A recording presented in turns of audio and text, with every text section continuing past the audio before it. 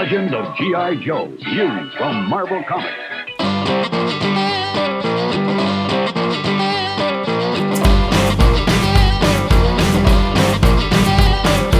Yo Joes, welcome to another comic book review.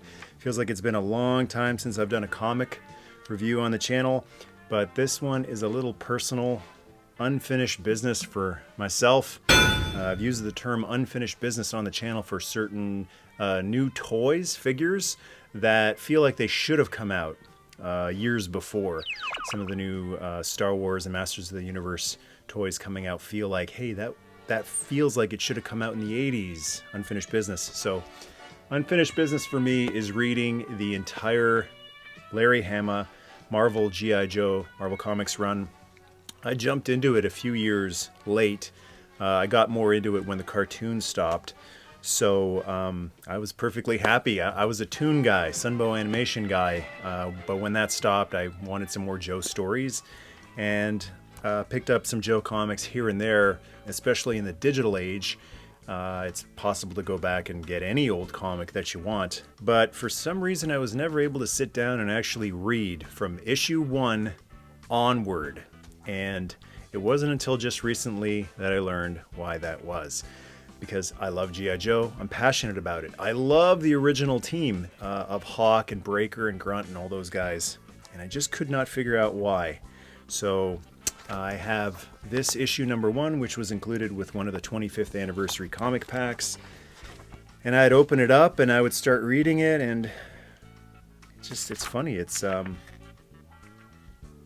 this face happens whenever I see that. And then even before I had that, I ended up finding this beast, trade paperback of Classic G.I. Joe Volume 1, which actually contains the first 10 issues, which is how I wanted to do these reviews in 10 issue increments. And this was the same thing. It looks exactly the same, and I would start reading it and I would think, why am I not into this? These are all the characters I love, and it's more of them. We get to see Grunt do some stuff, and Steeler, and some of the guys who weren't featured in the TV show much, like Flash or Grand Slam, or Hawk wasn't even in the first couple seasons. It was Duke leading the team, so we get to see Hawk, and I was thinking, why am I not loving this? And then I was able to find online some scans of the original G.I. Joe Marvel comics, not the special editions as these are, and I even I got the digital special editions as well, and I thought, well, the special editions, that's the way to go, right? It's cleaned up, the color's cleaned up, the picture's perfect, high definition. And the reason I think that is because when I watch special editions of TV shows and movies, not talking about Star Wars special editions here, this is kind of a companion piece to my Empire Strikes Back despecialized edition video. I'm talking about HD, high definition versions. So when I watch an HD version of Knight Rider, I go, wow, that looks better than it's ever looked, or MacGyver, or the A-Team. So I thought the same should hold true for G.I. Joe. Wow, that looks better than it's ever looked. Not the case. When I started to read the scans of the original Marvel G.I. Joe scans, the original versions, where you can see the fiber in the paper, the kind of slightly yellowed or browned paper, the dots, the dotting that fills in the coloring. There's hardly any dotting here anymore. This is all filled in. This is all like sleek, slick, and Star Wars special editioned. Like it loses so much of the vintage nostalgia charm in it, and I know that now. And the only reason I went and found one of those vintage G.I. Joe comics was because of the Crystar comic book that I read, thanks to Adam Hurt, and read that actual physical comic. And reading that comic, I noticed the smell. It was like a brand new, like never read comic, but also the look and the texture. And I thought, well, that had so much to the look of it. And finding that vintage G.I. Joe comic online, even though it's a digital version, it still feels so much more genuine to original Marvel G.I. Joe than any of these special editions do. So that's how I was able to not just get through the first 10 issues, but that's how I really, really enjoyed them. Really loved them. So that's my little backstory on how I got myself into the G.I. Joe comics and how I'm loving it. And just going to do a very quick recap of the first 10 issues of the Marvel run. So issue number 1 is titled Operation Lady Doomsday. And they progress very quickly in this. They don't take their time to develop the team and develop the situation. They are off to the races and off and running right away. The team is very quickly assembled, and they're sent on a rescue mission to rescue Dr. Brickheart, who has been captured by Cobra. And the thing that really stood out to me, and I always knew this about the Marvel Comics, is that the risk level is a little bit higher.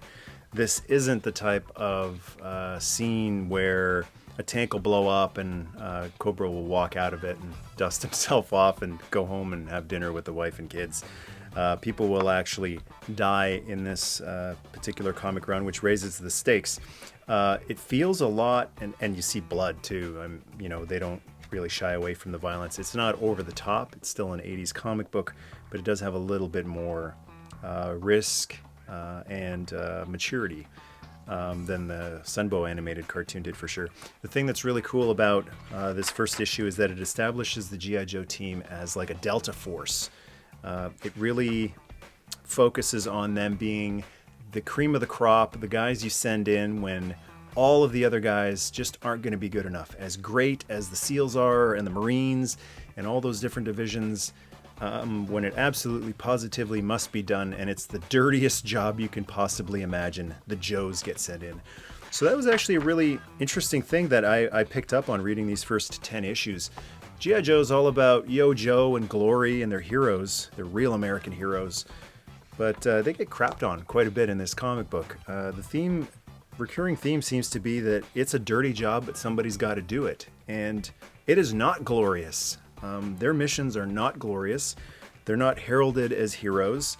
And the thing that really surprised me is what a hard butt Colonel Hawk is in this comic. I always just imagined Hawk in the comic was going to be Duke. I mean, they were interchangeable, especially with Hawk having blonde hair in the comic book. I thought, wow, they're really going to be interchangeable. They look exactly the same.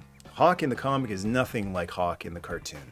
In the cartoon, Hawk is a brunette. He's also kind of a sweet, young, grandfatherly type of character. He's stern, he's wise, but he also has a little bit of a gentleness to him.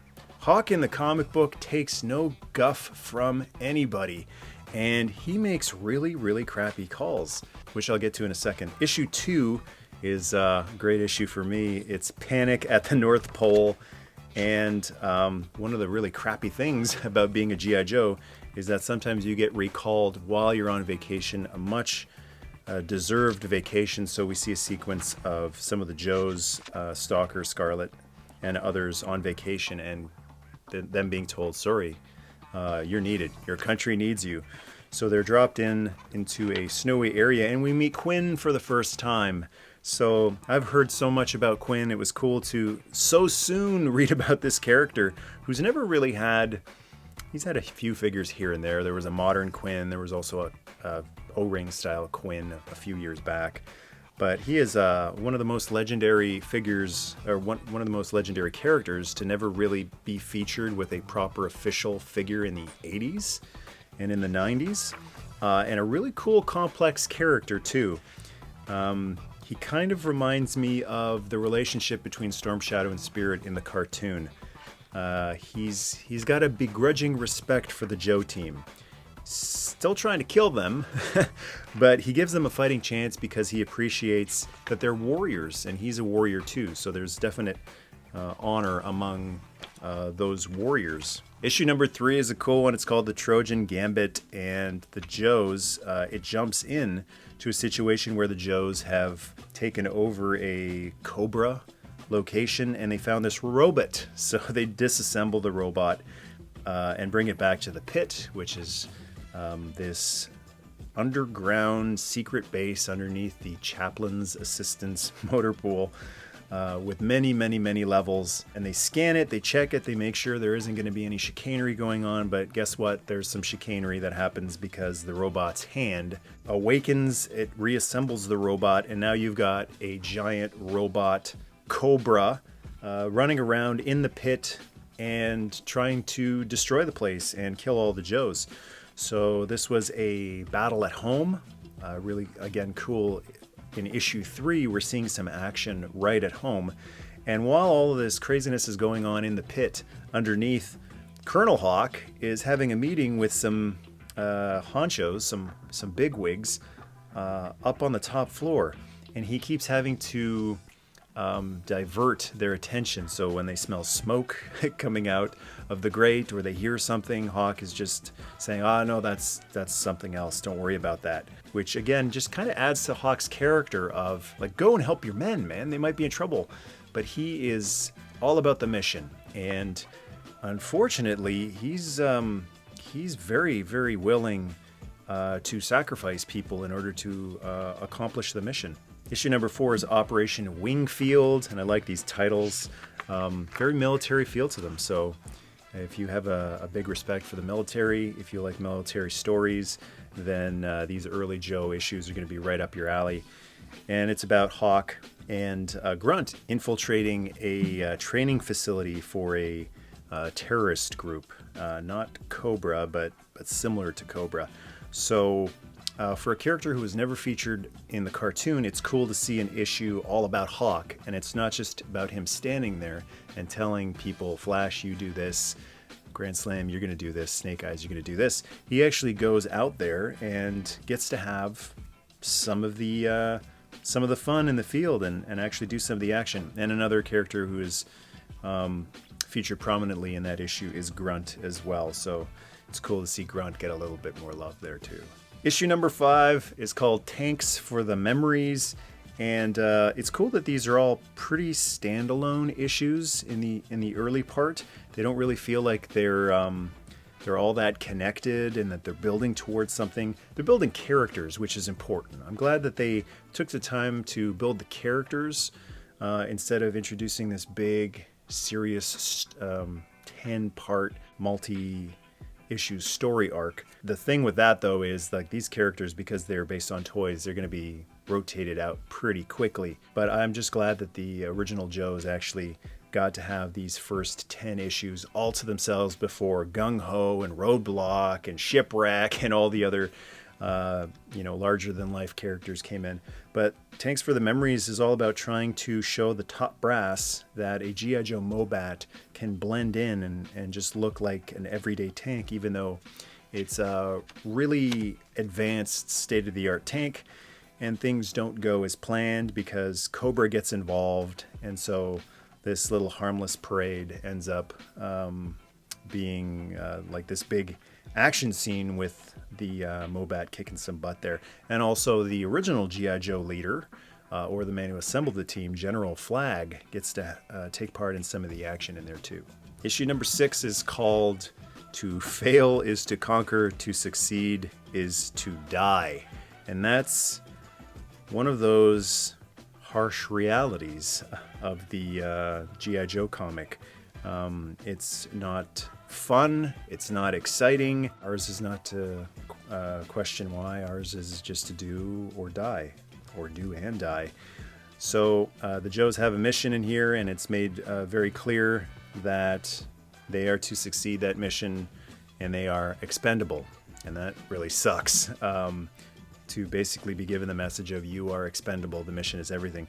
They run into the October Guard here, so that was quick too. We're in issue 6 of the G.I. Joe Marvel comic run, and October Guard has been introduced in detail. So they didn't come in for a while in the cartoon, but they were right there, right from the start. They get all captured. So we have a little bit of G.I. Joe versus October Guard, but by issue 7, they're teaming with the October Guard in order to escape Cobra, survive their situation. Lots of action going on in that issue. And the thing that really hit me with this issue are the final couple panels here, and Hawk telling them that everything was for nothing. So the Joes are told that they were a red herring, a decoy, and they did great work. So it ends on a sour note, and it's a sour note between Stalker and his team and Colonel Hawk, just to end an issue with the Joes being successful, but then being told, yeah, good job, that was all for nothing, but you were pawns in a bigger game. I wasn't expecting that. I was expecting Yo Joe from the Sunbow cartoon and Hero, Real American Heroes, and that's not what's happening here. Issue number 8 is codenamed Sea Strike, so we get some action on the sea before we ever get any G.I. Joe sea vehicles or sea figures, and the action is split between the sea and space too. So issue 8, we're already in space. Flash has some stuff to do out in outer space in his astronaut outfit. So again, way before we ever saw the Defiant and Countdown and all that space stuff, they're already introducing it this early in the G.I. Joe comic.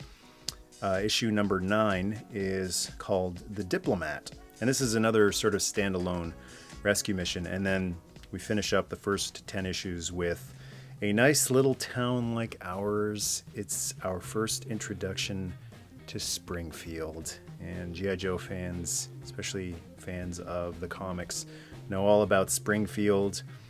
The Joes get captured, some of the Joes get captured, and we start to learn some details about Snake Eyes' past. He gets hooked up to this sort of mind-reading machine, brainwave scanner, and in order to not give them information about the pit and its location, Snake Eyes tries to block the machine by giving it some of his most painful memories. So we're given glimpses of the loss of his family, what happened there, his accident, disfigurement.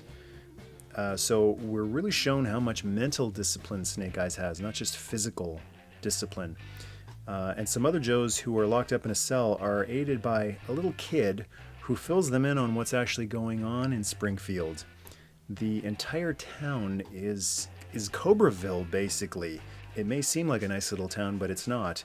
And there are some resistance people in Springfield. So we're told that the kid's family is trying to fight against what's going on in the town. He helps the Joes escape, and then in the final panel, they end up parachuting down into a city onto the Incredible Hulk. So our first Marvel crossover, but it turns out not really to be.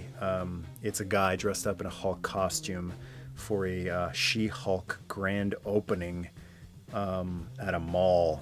So, but that's a nice little cute tie-in to some of the other Marvel comics. So that's the first 10 issues of the original Marvel G.I. Joe comic. So cool to finally read 10 issues of just the original 82 Joes and the 82 vehicles too.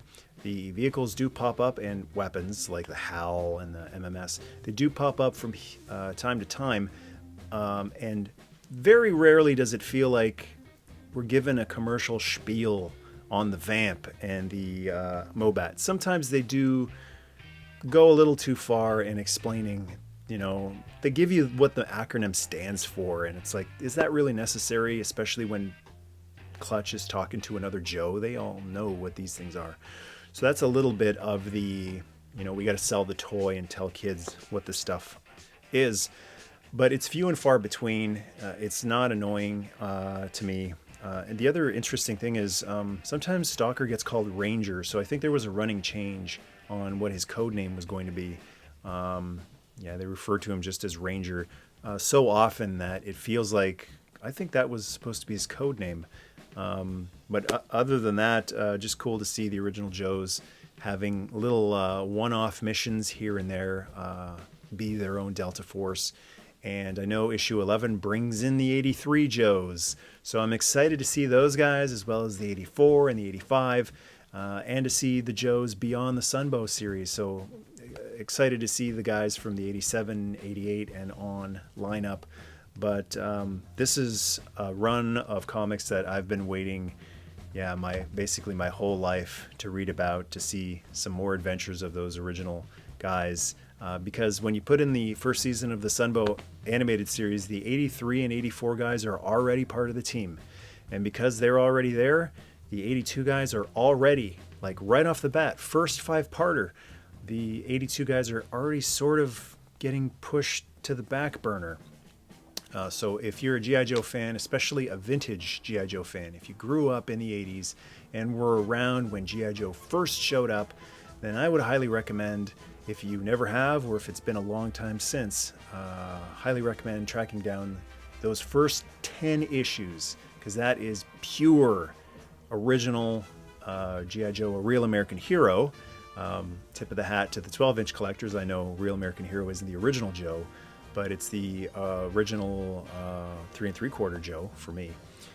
So yeah, if you can track those down, just remember my warning of the special edition issue, which you might have if you're an old school guy like me, cleaning up the colors, punching everything up, making everything look bright and vivid, might take something away from it. And so you might be better off hunting down original newspaper quality paper, actual physical copies of the comic, or if you can find them, and Google, it makes it very easy to find everything these days, original scans of the original Marvel comics, because there are fans out there who are sharing, want other people to enjoy them too. So that's the route that I'm going with these, and it's made all the difference. If you got some memories to share about the original 10 issues of the G.I. Joe Real American Hero comic book from Marvel, scroll down and go to town. And to join the tribe, hit subscribe. Nerdmastay and Yo Joe!